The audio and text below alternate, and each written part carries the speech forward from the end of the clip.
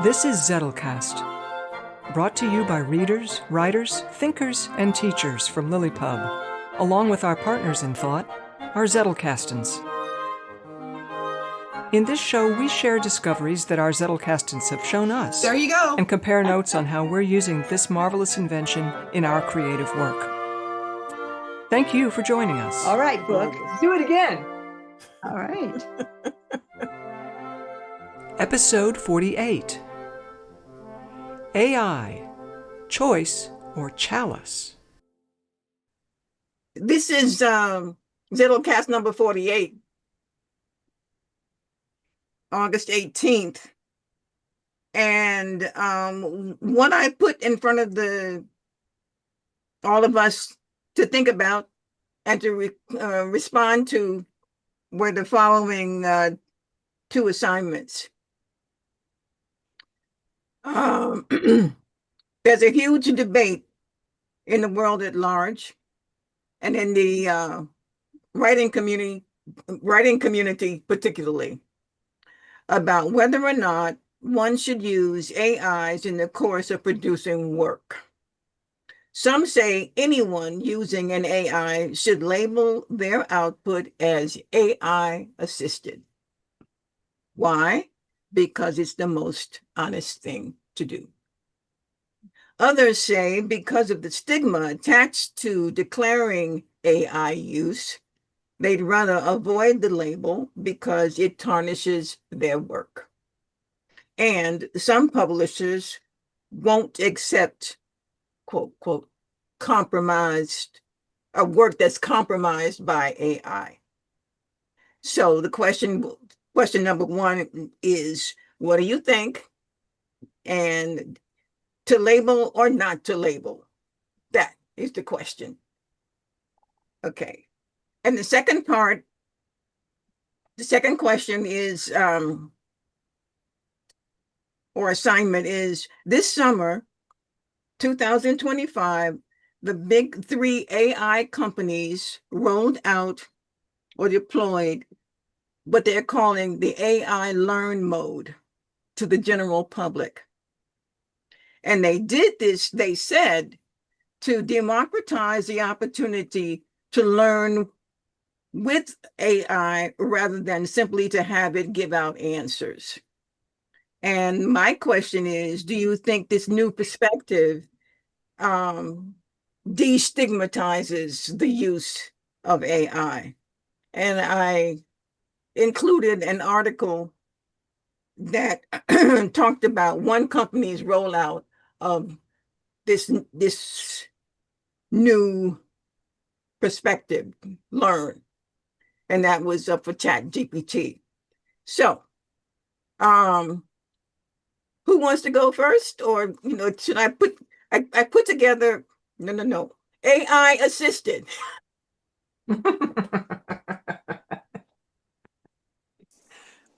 I assisted PowerPoint for today. So I don't know. You want to go with that, or shall we each give our takes on the assignments? Hola. I'll give a take. Okay. So AI assisted, unless you are completely off the grid, you are AI assisted. Your life is AI assisted. If you use Google to search for anything, Google is one of the largest investors in AI technology. You think it's not helping your search results get better? It is. If you allow yourself to do your research not through ChatGPT, but you use Google instead, and you've been doing it for decades, well, you've been AI assisted for decades. So I think that, starting from there, that doesn't mean, well, we just throw out the labels, but we have to understand the world that we live in. So I wouldn't, even though I'm drawing my own line that I am not asking the LLM to produce content for me that I'm going to use in my creative work. But I do now and then ask it questions that I feel like I don't even know who to ask this question that isn't just going to give me a runaround. Now that is acknowledging a gap in my ability to research. And so it's already making me a little lazy with that. I don't need to figure out this thing I don't know. I'm just going to ask this thing and it'll figure it out for me. But yeah, that's where I'm drawing the line. So where it's like, I don't even know what the name of this thing is that I'm wondering about. How do you go? I mean, I suppose if I went and talked to a research librarian, that's a skill that they have, but I've not tried it.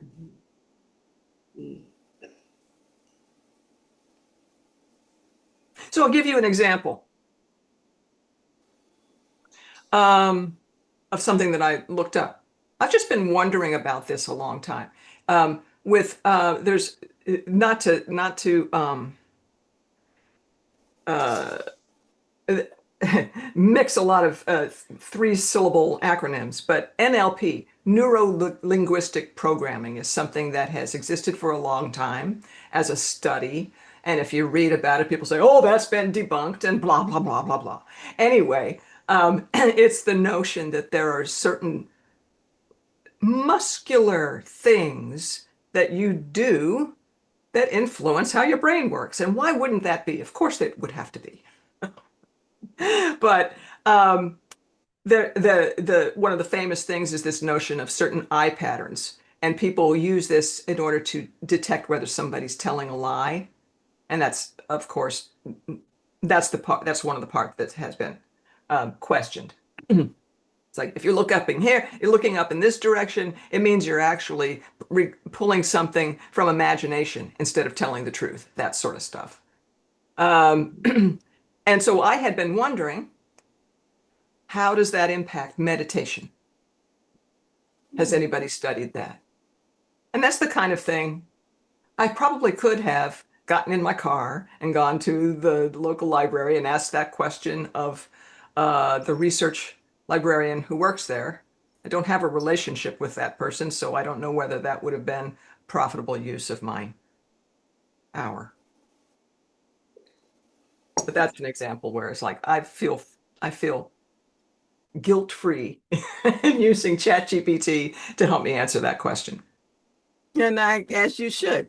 I mean, why would you spend gas, time, and energy to do something that you can do 3 steps from your chair, if that your fingers do the walking, like they used to say, right? And find out. I think that's one of my favorite AI things is what if, what if my something pops into my head and I say, oh, really? What's that about? And I say, oh, okay. I'll put that in my Victoria, my experience box collection. So it's been good to me, and this new wrinkle promises to be even better, where it's asking Socratic questions and helping people really, really, really learn, as opposed to just popping out answers. But anyway, I'm not doing this right now. I'm waiting for the next one of you to say what you will say about these activities that I've presented. So who's next? Wow. Okay, since no one else is speaking, I'll go ahead and speak mine. I have two different gurus who both advocate for appropriate specifically limited uses of AI. One is Justin Murphy, who talks about using AI to discover sources, using AI to give you an outline of things you might want to consider and investigate. So they're backdrops to your research. And the other one is Michael Dean, who's working on a software package which delivers appropriate questions to AI to be able to provide feedback to someone as to how good an essay they've written, where their essay is strong, where it's weak, what they might want to look at in terms of trying to improve it. Neither one of them offers any AI for content creation, and both strictly prohibited from anything that they would ever want to do. I have not yet, well, I guess I have in Julianne's sense of the word. I've Googled, of course, so I guess I've used AI, but I haven't had yet the opportunity or the interest in creating any kind of a query of any of the AI programs. I understand it's quite an art, and I've had a chance with you, Deb, to see some of the very sophisticated ways that you get AI to deliver useful information. I have a concern that bothers me very much with AI. Part of it is for me personally, even using Google. I've been in a situation where I was creating some information. This was just creating some kind of a memory tool for myself. So it wasn't output, wasn't anything I was going to publish. I was just building myself a memory tool.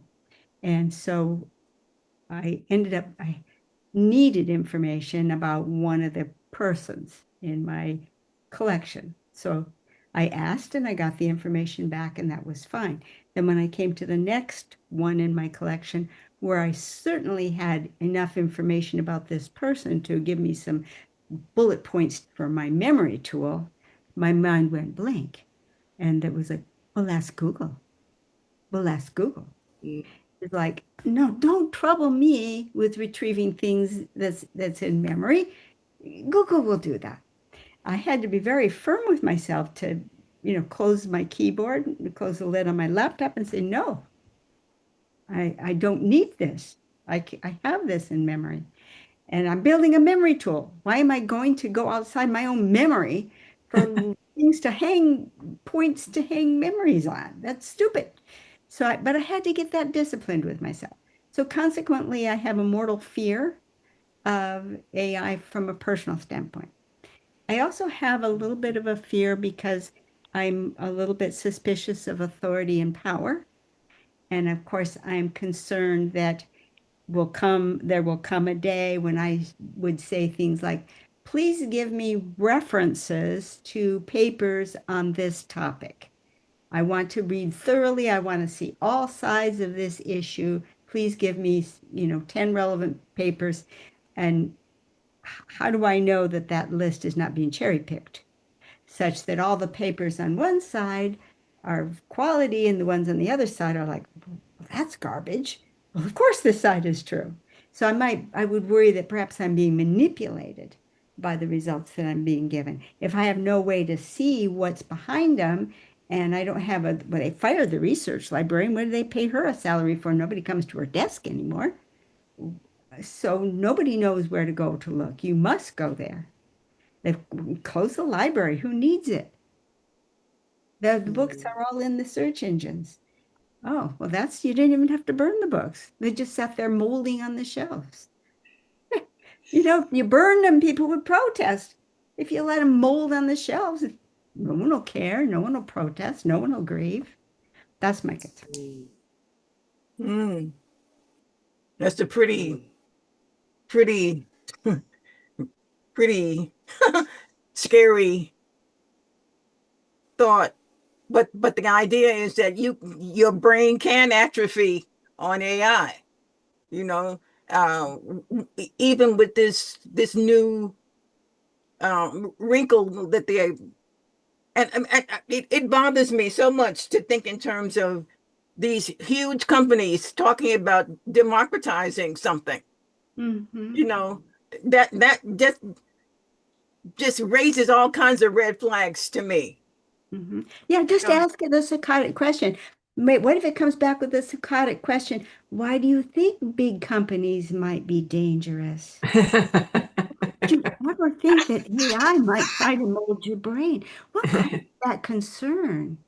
Oh my. Well, did you think of this? Did you think, oh, see, now you're not worried at all. See, I helped you learn. In your HAL voice. If it does it in that creepy Kathleen voice, I am out of here. Because we know who she really is. Yeah. No, but seriously, I can piggyback on what Kathleen said, because I think we feel largely the same way about it. I agree with Julianne. I would never use it as a way to produce content. Even right after the copyright page in my book, there is a page that no part of this, not the research, not the drafting, not so much as a source reference, was entered into AI to create it. It was 100% human created. Now, with that said, yes, have I Googled things on occasion? But I can honestly say all of my research came out of actual books. I actually bought a bookcase for every book that I reference in my book. It's over there. And you can see my notes. You can see where I got the ideas. That's very important to me because that's my process. And I'm super fortunate that one of my best lifelong friends is a research librarian. So the amount of times that I texted Liz and said, dude, I need a list. And there it was. I let her do that sourcing for me with the understanding that I know that you're using a different set of tools than I am, but I'm trusting you to make choices that are in alignment with what my values are, which is not relying on digital information if I don't have to. So I wouldn't even know how to use AI. Like, I don't know where to find it. You know, like everybody jokes about crap GPT. I wouldn't even know where to go to find that. And I don't care to know at this point because I've got Liz. So for me, I 100% agree with what Kathleen said about how it makes you stuck or stumped in a different way.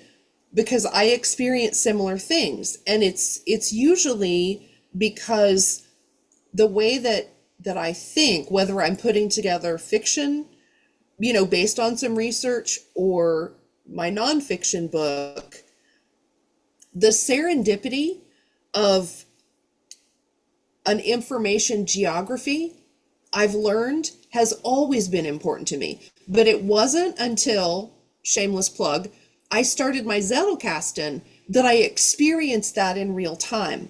And so reading the books, reading the primary resources for myself, and making my notes and including my thoughts and my comments, and then going back and seeing those things together, that's where not only my memory, but that's where my ideas are. And my fear for myself is if I interrupt that process, like Kathleen said, and just Google something, I'm cheating myself out of, number one, the journey through the ideas, and most importantly, the discovery or the gelling of what I'm looking for from my own mind, you know, in interaction with my books. Because for me, that's the joy of the journey of being a writer. It's about physical books. I mean, I didn't even get a Kindle until I think it was 2 years ago. I was a very late adopter, you know, globally speaking, because I like my books too much. I like to mark in them and hold them and smell them. Tear them apart. Tear them apart. Right. Sometimes I'll buy 2 copies. You know that. So yeah, for me, it's the way that I think and the way that I create is a very tactile experience. And it's hardwired forgive the reference, into something that is tangible, something that's analog. What I have found, and I learned this writing my Zettelcast and for Fiction Writers book, is if I do it primarily digitally in any regard, whether that's the research or the writing, it's like the way that I think about things doesn't have enough time to catch up, and I miss things and I lose things. And for me, that's terrifying, because taking the shortcut, even though it can yield very fruitful results, I readily admit that. But for me, losing that piece of the process is much more important to me than what kind of a result I could get. So yeah, for me, it's very much tied to the way that I think and the way that I create. And I can't do that to what I feel is my highest level if I'm intercepting that with digital hits. It just doesn't work the same. So I know there are probably other writers out there like me, particularly older writers who haven't grown up using these things and who don't automatically reach for them because it's part of their nature. I think we're the group that will seal ourselves into the Alamo with all the books so that they don't mold, because that's the only way we know how to think. Wow. Yeah, that whole idea that touch and feel, the heft of books, the smell of the pages, all of that. And the thing is, when you go digital to you don't know where it is. Right. Right. You don't know where it is. If it's on your shelf, That is, yeah. That's that I would say that's the third leg of my table. That's the third leg of my argument table. Is anyone who knows me knows that I'm a recluse. I live on a cattle ranch in the middle of nowhere, and I do all of my writing here unless I go to the library. And so for me, I totally understand if I can walk 3 steps and AI search something and get the information. Yes, it saves gas, time, and energy.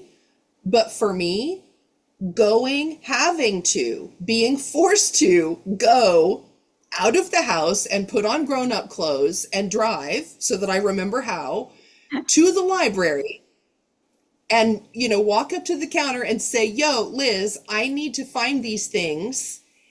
And she writes a bunch of addresses as a map and says, now go, you're on your own. That process of going through the stacks or going through the papers and seeing, it's like the Zettelcast, seeing what's bumping up against those things, that's part of how my mind works. And it scares me that if libraries were to dry up for whatever reason, that's a huge part of how I write, and it would dramatically affect the joy that I have in the process of writing. And so that's the third piece of it that's tied in to the whole ecosystem of information. Yes, it's easier sometimes, and I can appreciate that, but I'm man against nature. I need to go trek out to the truck and drive to the dang library and go fish around in the stuff, because for me, that's part of the joy. It's also a priming of the pump, so to speak. That ritualistic thing that you do says, okay, we're getting ready to go into this mode.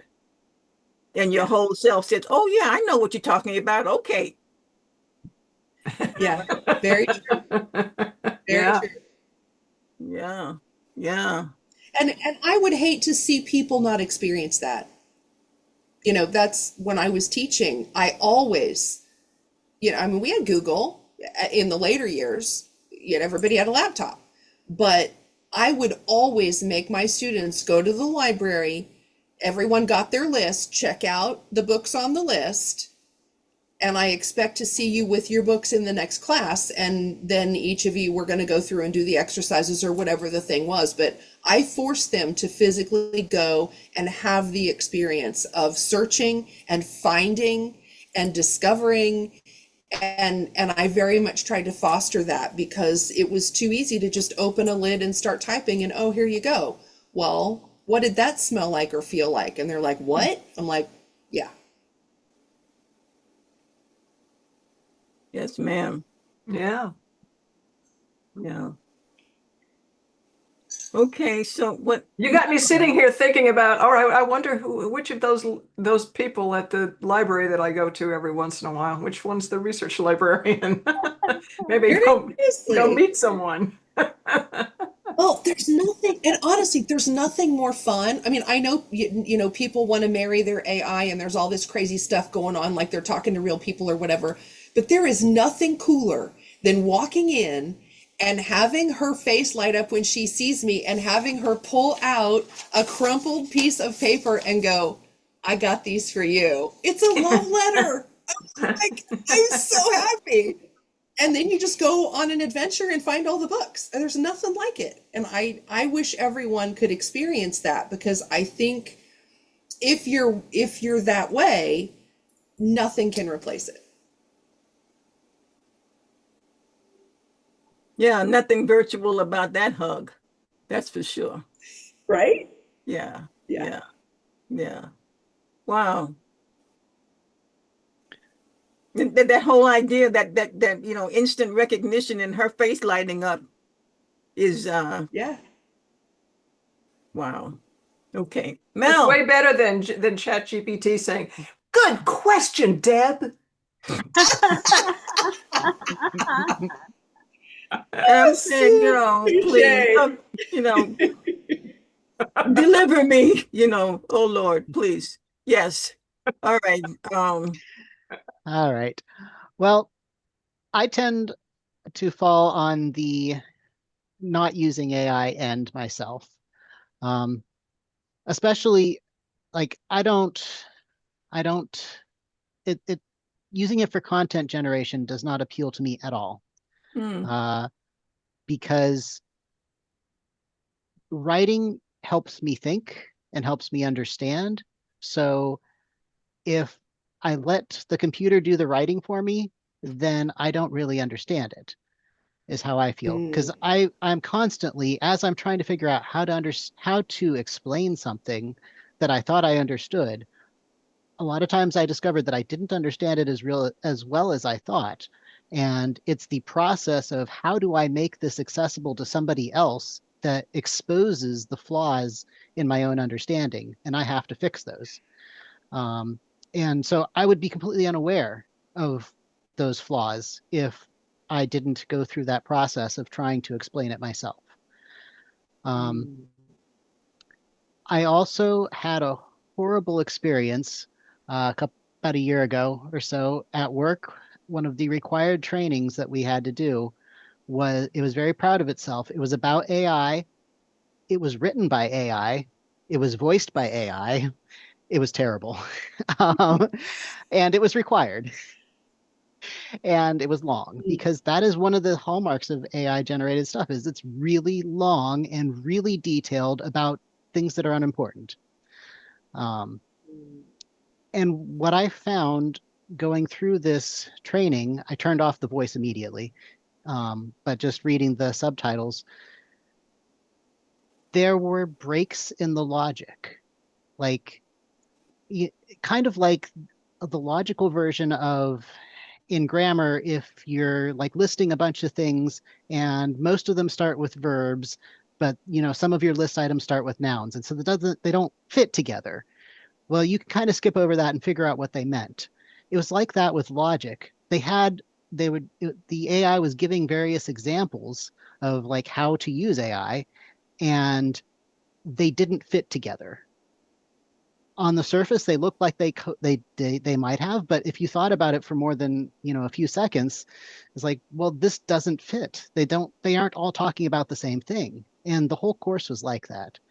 And in other AI generated things that I've seen, there does tend to be that it's not quite talking about the same thing in all of its examples. It doesn't understand context. And it's really easy to miss that. And just I can imagine just sort of downloading what the AI says to you, even though it doesn't really make sense. And then you can repeat that back, but if you don't think about it, you're not even going to realize that it's inconsistent. So I find that very disturbing. And it's gotten to the point where if there's text of longer than a few sentences, I can usually tell if it's AI generated or AI assisted. There's just certain hallmarks that it's like, oh, they're being really wordy and they're really breaking things down. I'm like, this has got to be AI. And, it takes a sentence or two to generate a wall of text. And I've seen people like to do this. I asked ChatGPT or whatever about this, and here's what it gave me. It's like, you want me to read and think about something that took you 30 seconds to generate, and to read all of that text would take several minutes. And it's like, no, I'm not putting in the effort if you're not. Yeah. And all I know from reading that is what a machine thinks, to the extent that they think, and not what you think. So anyway, AI as a concept really doesn't fit at all with the things that I write about, because particularly in my book, which is all about reading old books in order to learn a different context than the one that you live in, and learn to think in a different context and experience different things vicariously through the writers. AI is trained on current writing. It's trained on the internet. Yes, it probably has access to some older books in there that have been digitized, but for the most part, it's trained on the things that people are saying right here, right now. So you're only going to get back things that fit into our current context, which is not at all what I'm trying to get people to do. And I don't really see any way around reading the old books if you want to get out of that context and be able to think of things outside of it, to make the context that you're in visible to you, because the ones that are older are visible. So, I mean, even asking an AI to summarize an old book is just going to give you a current context understanding of that book, not the actual experience of it. Yeah. And you, as you pointed out early on, AI doesn't understand context to begin with. Right. Yes. Because it's just predicting what it thinks should come next based off of the things that it's seen. So yeah, I use Google for sure. I think it's useful for things where you just need a starting point. Excuse me. Because I think it was Julianne, you said that you used it to find out, where do I even start with this subject, because I have no idea. I think that is a good use. You get a book to start with, get an actual source to start with, and then you're off to the races. You can use the bibliography to find other sources. You'll figure things out. I think that sifting through all of the information out there to give you a good starting point to a subject, seems like a reasonable use to me. I think that that's great. It doesn't hurt you at all. It just gives you a good start. I also don't mind using it to pick up factual things. Like, I know the basics of accounting, and I know how to set up double entry bookkeeping by hand, but I don't know how to do every situation that might come up in my business. I've got reference books, but they don't necessarily have an example that matches what I need to know. AI has been very useful through Google of finding that specific example that somebody somewhere wrote about and then I could find, oh, this is how you do that thing. So, but I wouldn't use it to actually, like if I were trying to become an accountant, I wouldn't use that for my full study. Like answering questions here and there, great, but um, again, lack of context. So I wouldn't use it for a general study form. So yeah, I have serious doubts about AI. I think there are some very restricted ways that it can be really useful, but generating content is really not one of them for me,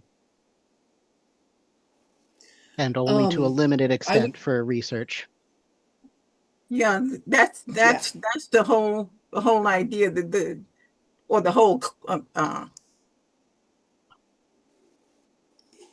quandary, I guess, because the idea of using it for content creation, that's the part that's an issue. That's an issue because that which is machine generated, just it might have all kinds of facts from everywhere, but I'm not sure it always has the glue uh, and the insight that humans bring to the picture. That's that's the thing. And yet here I am, here I am um, looking at a PowerPoint presentation that is definitely AI assisted, and it's about AI and the breadth of it. And I know that I am not anywhere near being an AI expert. The only person I even know who breathes that kind of air, or know of, because I don't know her, but know of, is Shelley Meadows. Now she knows AI. She knows all about it. Um, I'm coming from a strictly layman's point of view. So I reached out for assistance to get a just to prepare for this meeting, actually. Um, Thinking, what do I know? What do I know? All right, so this is the beginning, and then here we have the core questions. Okay. All right. So the downside of using AI for a writer. Yeah. How can integrity, honesty, and authenticity be affected? Are fiction and nonfiction impacted differently? And what risks do writers face using AI? Why does AI assisted label carry a stigma? So in you guys' presentation, your sharing of your feelings about AI, much of this was addressed. Mhm. You know, the integrity risks, taking shortcuts instead of growing. We definitely spoke about that. Copying work, whose writing is it anyway?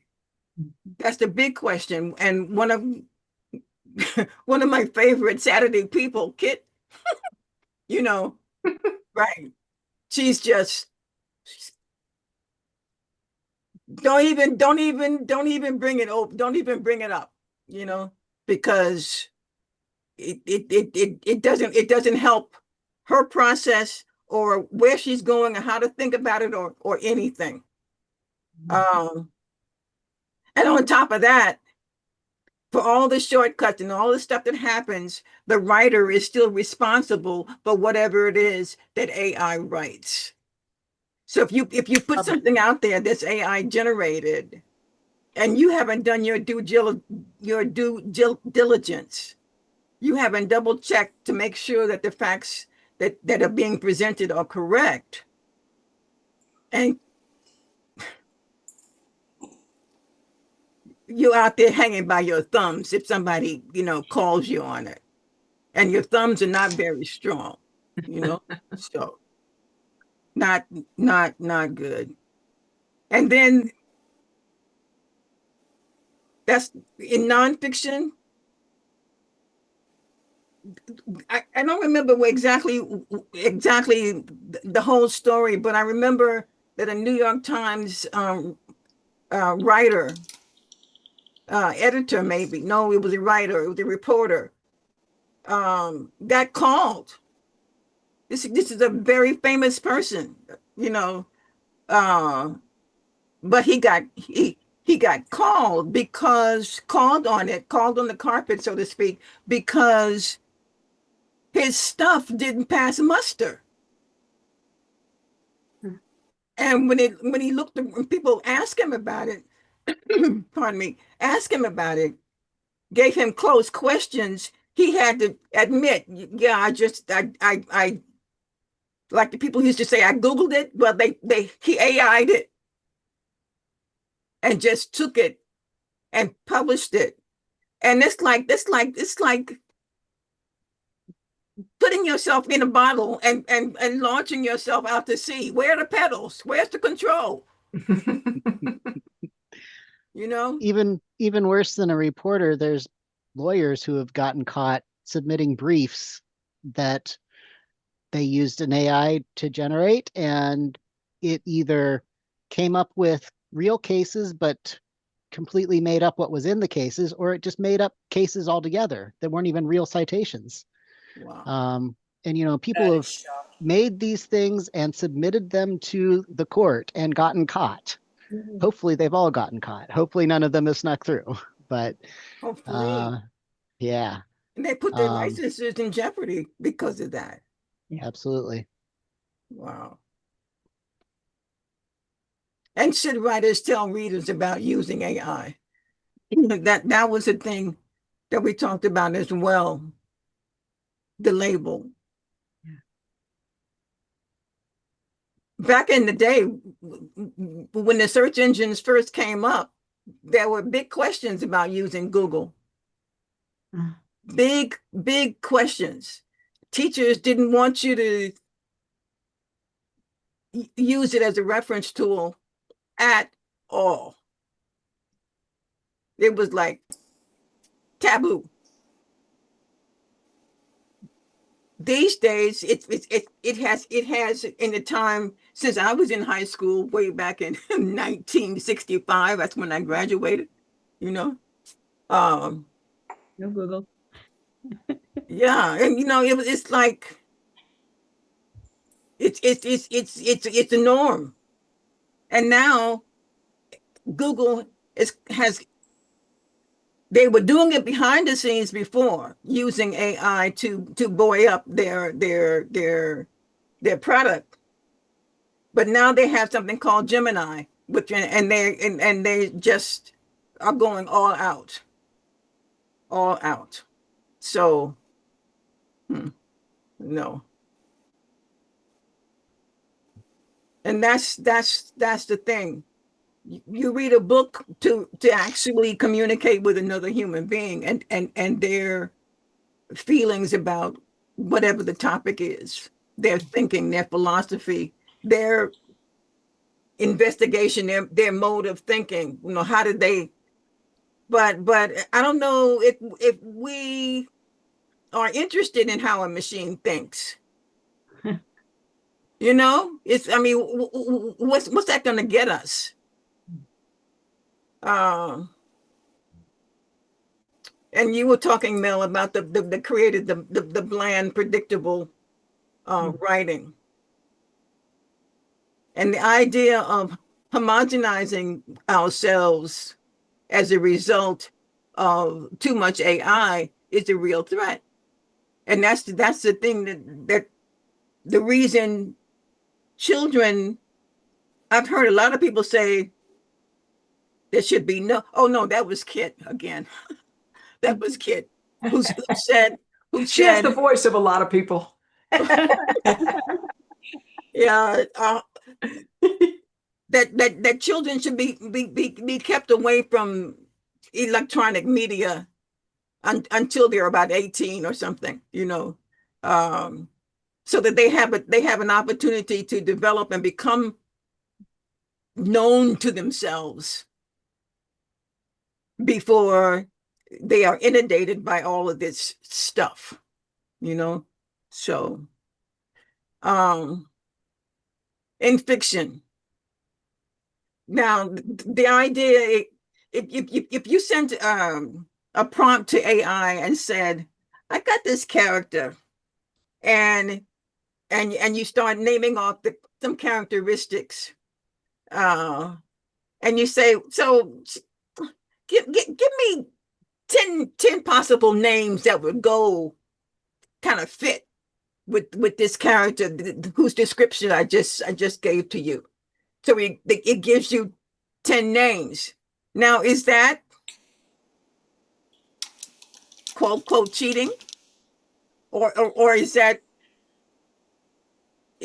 this kind of electronic brainstorming? Is that all right? World building, the possibilities. AI has been fed billions, quadrillions of descriptions of all kinds of stuff, right? So is dipping into that pool, those possibilities, and looking around to see what floats your boat, basically, is that something that's not allowed or shouldn't be allowed, or is somehow disingenuous? But then there's this, that's different, it seems to me, than point two, talking about all stories sounding the same. Yeah, if you let AI write your stuff for you, and everybody's starting to let AI write their stuff for them, doggone straight, it'll all come out the same.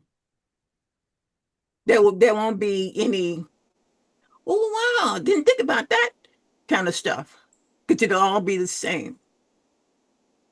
And AI doesn't have, it's a machine.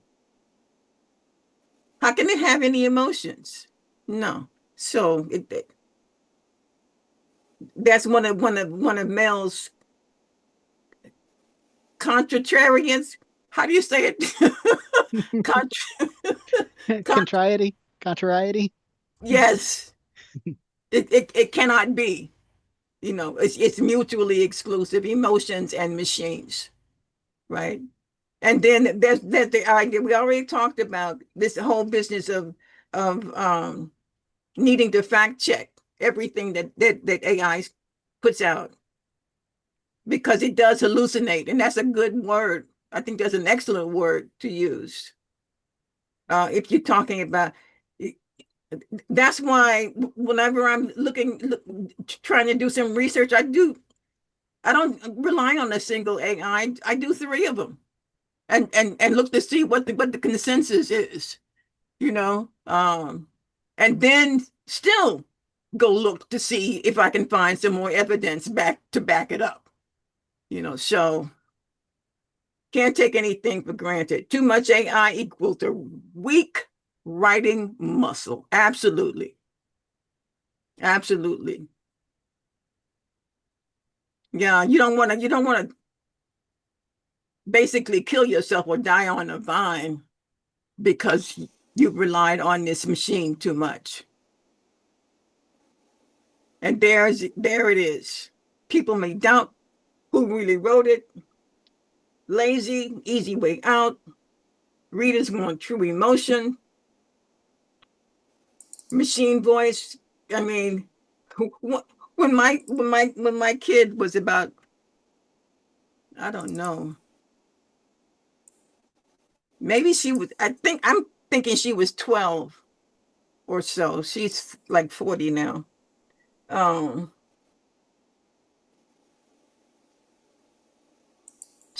I had this piece of software called Text Aloud, and it basically reads whatever you tell it to read, whatever electronic, whatever document you have. And she would go absolutely berserk with that machine voice. Mommy, oh, why do you listen to that? I'll read it to you.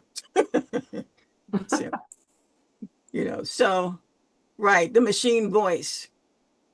And then there's this stigma within the community of you're not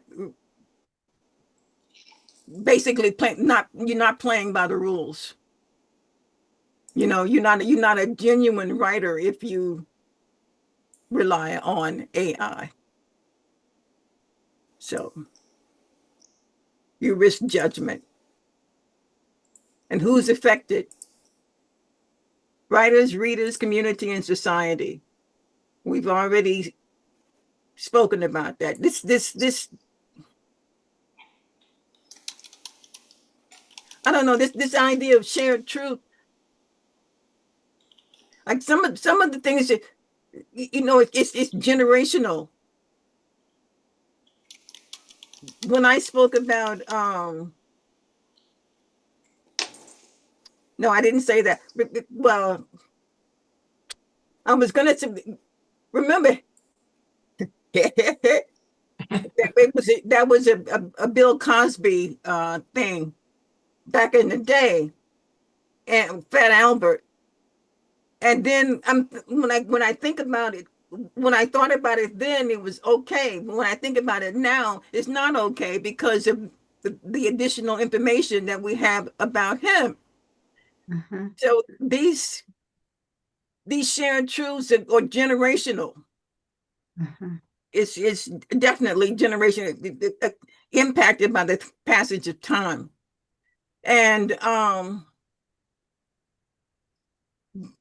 this, right, over time, less trust, lost skills. There's another risk that we haven't really talked about, especially when it comes to publishing, because the law is not settled yet of the fact that these AI models were trained on other people's writing without any permission, and other people's art without permission for the image generating ones. So depending on how that all shakes out, if the AIs are models are the AI companies are found to be liable and needing to provide compensation for all of those people that they use their writing from, that could also affect publishers who have published anything generated by AI. They could get involved with that. So, I mean, I definitely can see why a publishing company would be like, I don't want to take that risk. We don't know how this is going to turn out. I don't want to be liable. Right. Right. Makes sense from all kinds of perspectives. But I mean, but the thing that the publishers want to do is to continue to stay in business. So they there's a social risk as well, because people have already done studies where they pose the same question and they apply it to different social groups. And in one case, it returns a factual response that's pretty matter of fact and kind of fits the question. And in the other case, it becomes inflamed and says, that's a hideous question to ask. You cannot ask that question.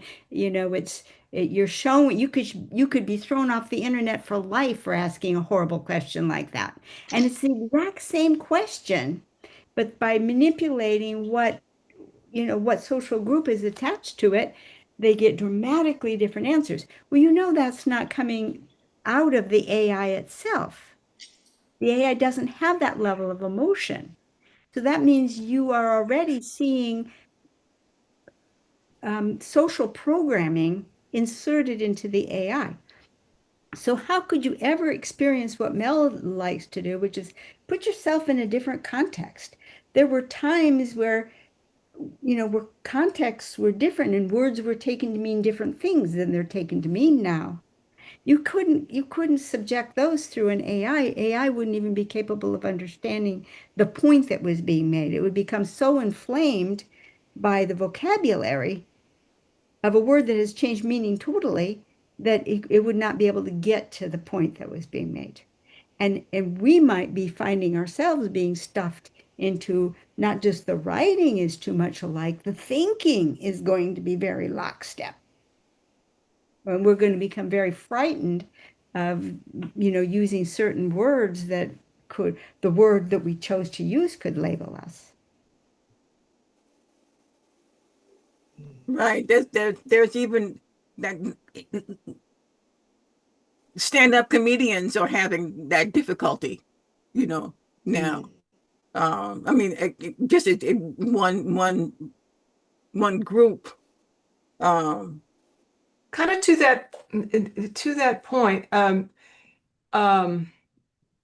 Kathleen mentioned much earlier in this episode about the art of asking questions to the AI, and that it's developed into an art. Another way of looking at that is that the AI is training the human to ask questions in a certain way. It gives you feedback, you respond to the feedback.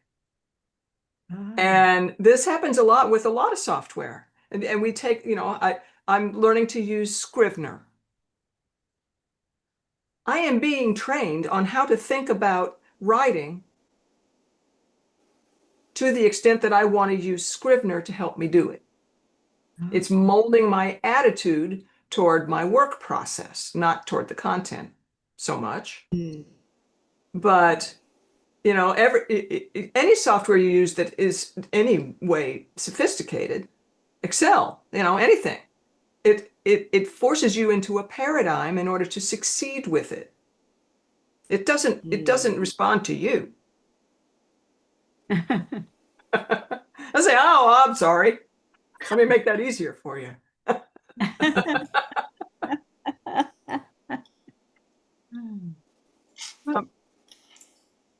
When do the risks show? Yeah.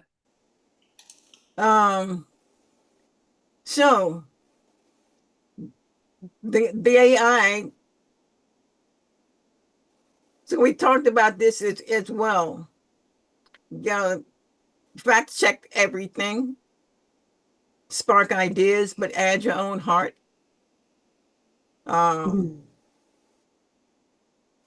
Yeah, if it doesn't come from your heart, it's not going to land anyway. And use AI as a helper, not as a replacement. Well, that just is basic common sense. But what's bothersome is that the children who were exposed to this machine will tend to go and get unless some kind of guardrail is put there, some kind of thing that disallows them to just use it willy-nilly, then they'll take the easy way out. And I think it was Julianne, something you said one time in one of these meetings or in another one, I'm not sure,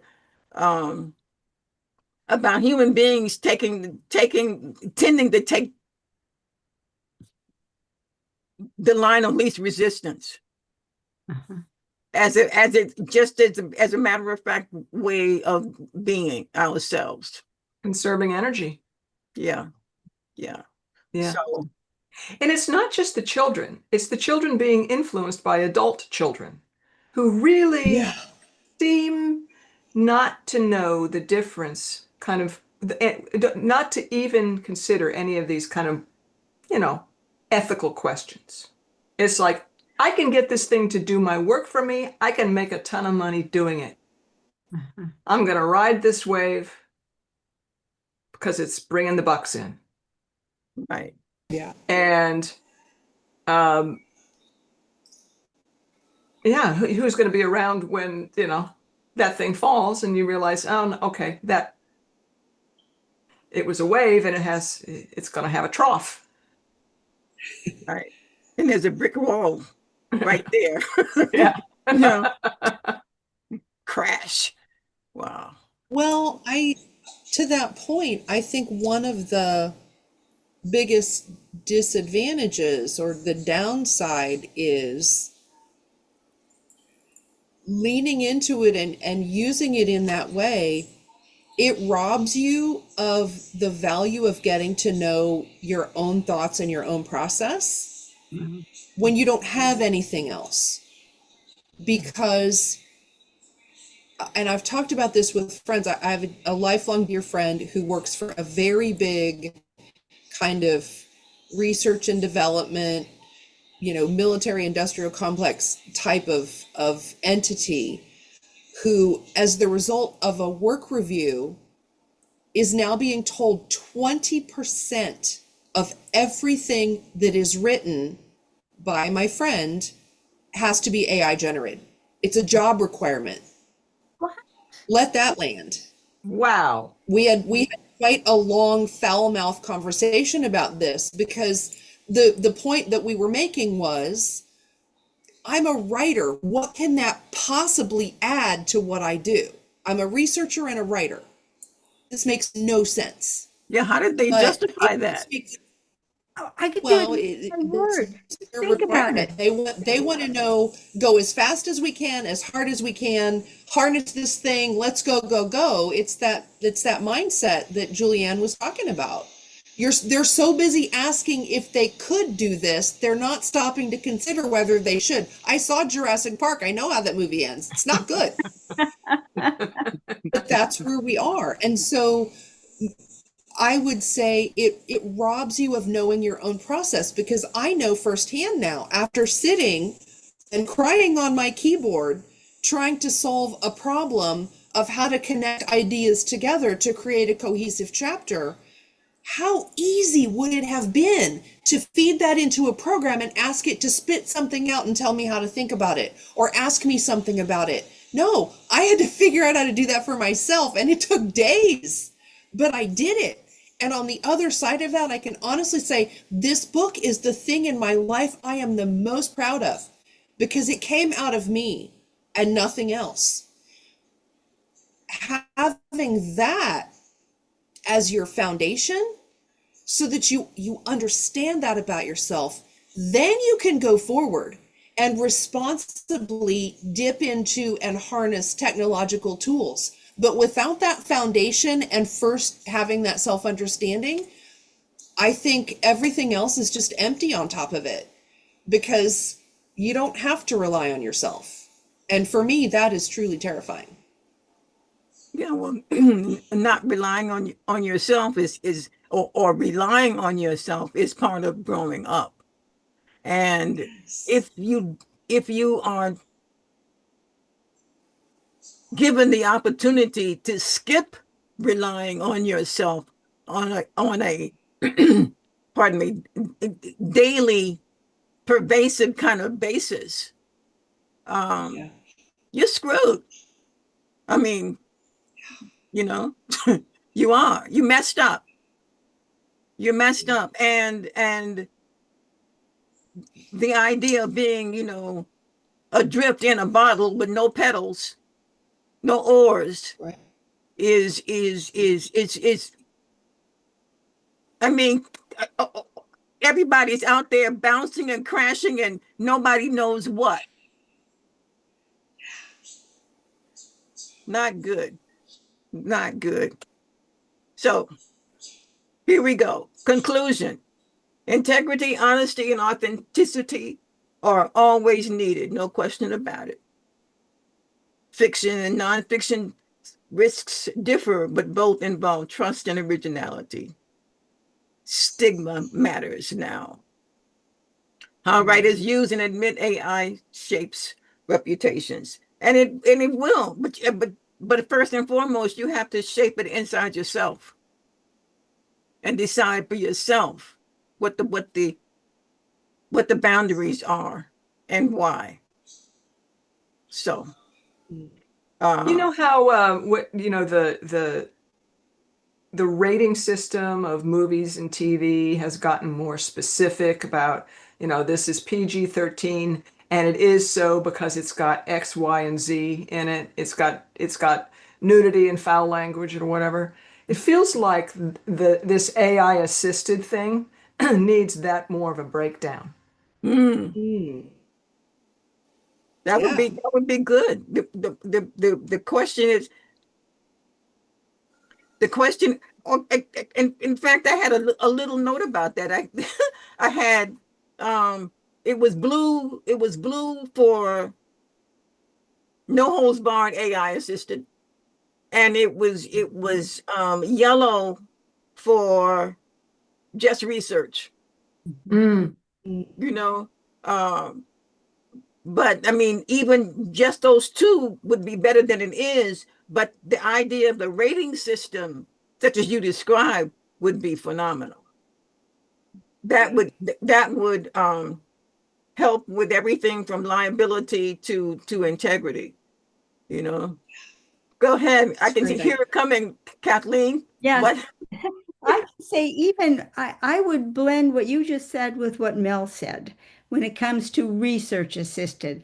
Because if you do a research assisted thing and you say, okay, give me the 3 top papers on this, and you start there, and then you do what Mel was saying, where you go from the paper to what it referenced, and then you search the literature for who else referenced those papers, so that you yourself do a well-rounded research job, then you can avoid the pitfall of being fed research that only goes in one direction.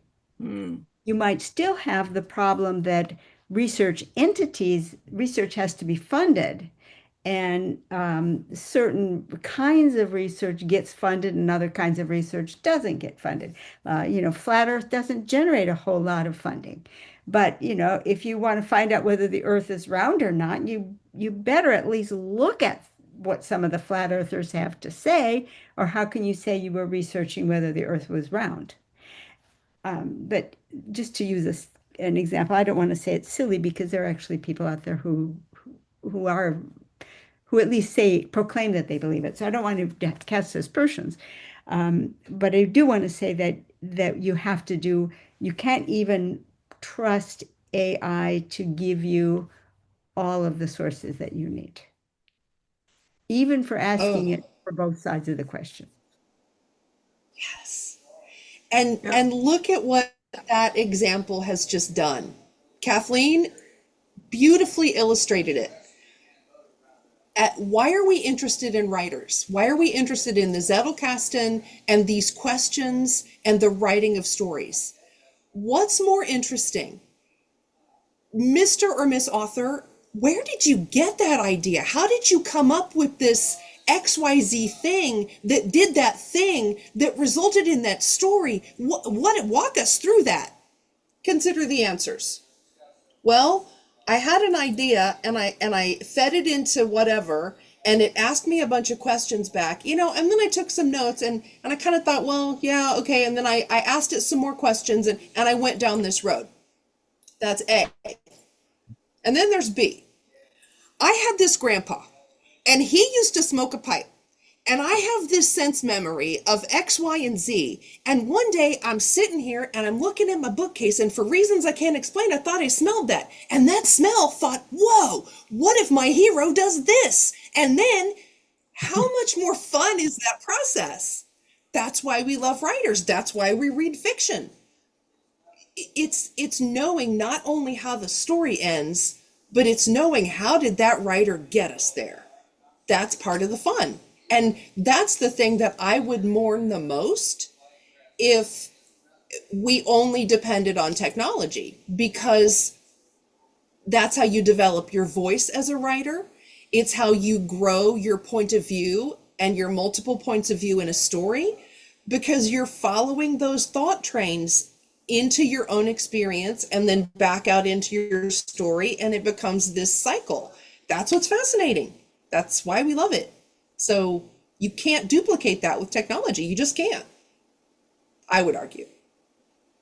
And I would say, even going all the way back to adding something to the experience collection that was mentioned early on, if the experience is, I thought this thought, and for the first time or for the second time, I went here and I did this research, and your experience is how you felt when you got the answer back, then that goes in your experience collection. But if the answer comes back that this could happen, then this, then this, then this, you wouldn't want to take the output and put it in your experience collection because that wasn't your experience. And there's no more juice to be gotten out of it than what's the words on the page. Whereas if it's your experience, you can go into it at infinite depth and get more and more juice out of it because it was real. Yeah. Very true. Wow. Okay, so we have delved into this pretty deeply. Yeah. And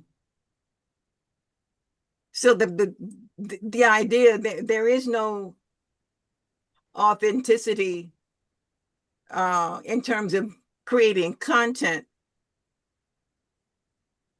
that is, I want to say now, AI polluted, you know. But I mean, it's or AI touched or AI tainted or AI influenced. It's the content has to come from us. But I think us as human beings. But I think the idea of using AI for starter points is valid.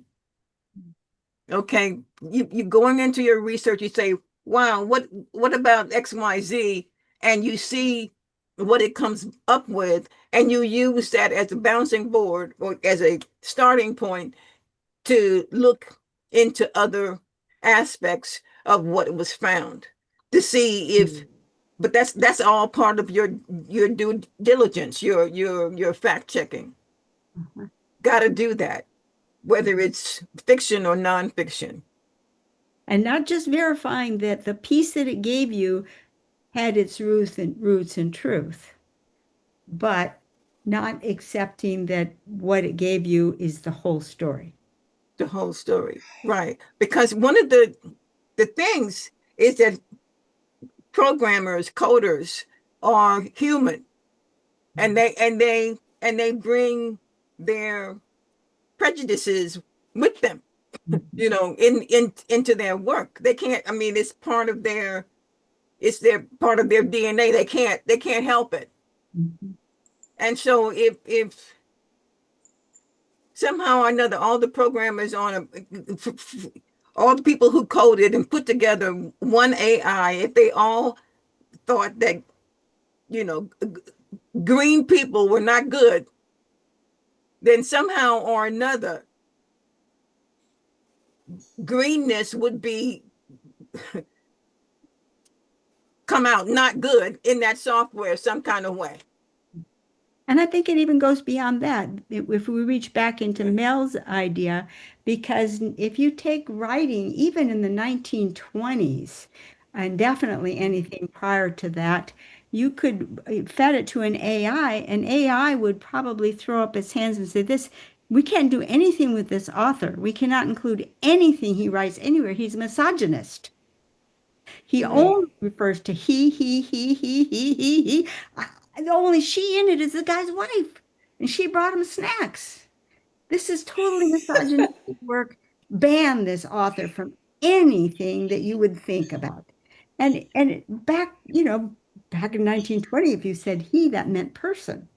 It was automatically, unless it was a specific human being that had to happen to be female, in which case, of course, you would use she. Queen Victoria was a she. But other than that, he meant all persons. But an AI might not be able to get past that and might reject every thought and may even label all those thoughts as suspicious and suspect because it's associated with misogyny. Right. That was like that. Yeah, gotta be careful. That brought up the image of this sci-fi movie I saw one time. I don't remember the name, but the idea was the thing that was in charge of running the world, that was machine based, as it turned out, right? Misunderstood what a word meant and interpreted its interpretation ended up equating human beings with vermin.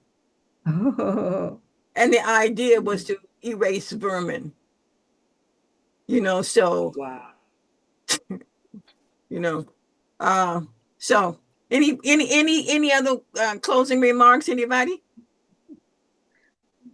well, I would like to scoop it back to the two gurus that I have, both of whom say that one explicitly said that if you're not using AI, you're turning your back on a very, very valuable tool.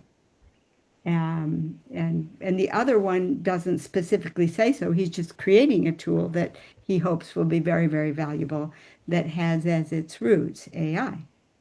So I personally am very, very leery of AI, but two people that I highly respect have a different opinion than mine. Mm-hmm. One of the things this reminds me of is performance enhancing drugs. Mm. Because we have seen in sports, in competitive sports, a lot of controversy around them. And so, for example, Barry Bonds broke a home run per season record, but he was found to have been using performance enhancing drugs. And so his record is not respected, and he is a Hall of Fame player who's not going to make it to the Hall of Fame. That's because of the Major League Baseball culture around that. But then we've got, I'm forgetting his name, Greg, famous bicyclist who won the Tour de France and then. Anus? Sorry? Or no, he was the swimmer. Lance Armstrong was the cyclist. Lance Armstrong. Yes. Lance Armstrong. Yeah. So he's tainted. Both of those communities are saying, if we don't do it, everybody else is doing it. We can't win unless everybody, because it's quite obvious in the case of the Tour de France. Yeah, everybody's doped. Everybody's been doped for years, and to be non-doped is to not be competitive. And so that I apply that to if you don't use it, you're turning your back. I'm allowed to turn my back. Yeah. Yeah. Well, thank you, everybody. Yeah, thank you. Thank Very you. provocative. Wowzers. Okay. Well, it's 20 minutes to 2. It's My been a God. long one. Yeah, we'll have to figure out what we're going to do. Yeah. Where can people go to have more conversations like this one? You can come to LiLLiPub.org. At LiLLiPub.org, this is where the Zettelcast gathers midweek, and we have wonderful discussions, and you can pop in and join our discussions. Or if you just like to follow our output, you can come on over to LiLLiPub.org and sign up for our mailing list, and you will get a link to a Google Drive where we post stuff just about every week that we share with others. And you don't even have to do anything more than give your first name just so we can say hi when we send you the email. So join us for conversation by becoming a member of LiLLiPub.org, or just sign up to be a fly on the wall and watch what we're doing if you're more comfortable with that. Thank you. Okay. Well, Yeah. goodbye. That'll do. Goodbye.